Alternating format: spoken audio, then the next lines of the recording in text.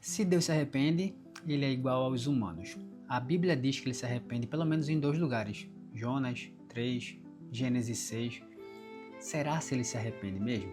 Para a leitura da Bíblia, a gente precisa ter interpretação gramatical da Bíblia, entender a forma usual dela e a forma comum de sua argumentação.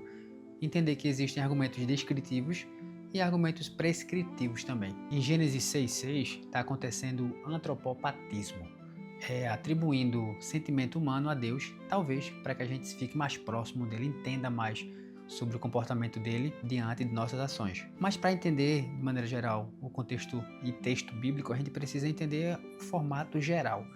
Em nenhum momento a gente vê Deus, a Bíblia ensinando sobre Deus se arrepender, mudar de ideia. A gente vê a descrição disso acontecendo.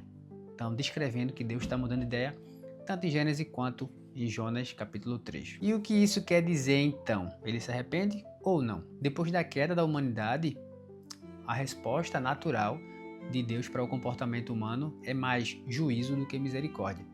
Isso por quê? Porque é uma ação natural. Se a gente planta manga, vai colher manga. Se planta uva, vai colher uva. A menos que haja uma intervenção antinatural nisso, a gente vai colher aquilo que a gente plantou. Então agora sim, o que você plantar, você vai colher. Por isso que tem muita analogia de agora o homem vai se alimentar do seu trabalho braçal, ele vai cansar, vai suar para se alimentar. Então a ação do homem agora vai ter como consequência o juízo, que é uma consequência natural.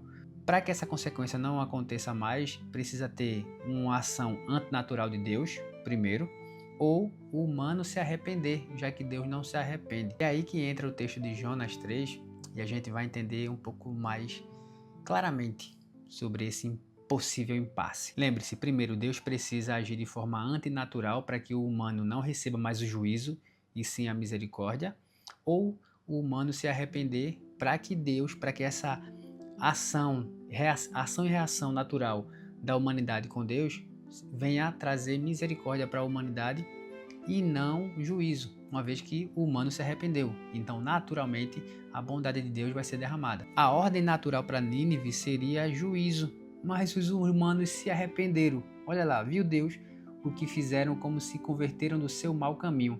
E Deus se arrependeu do mal que tinha dito que lhe faria e não fez. Se arrepender é um termo mais pessoal. Fica mais fácil entender Deus nessas relações de mudança, de ação e reação dos nossos pecados ou nosso arrependimento dessa forma do que de qualquer outra forma. Mas aí vem uma nova questão. Então por que Deus, mesmo sabendo que a humanidade ia pecar, ainda assim a criou? Mas isso aí vai dar um rolo maior que a gente vai discutir depois.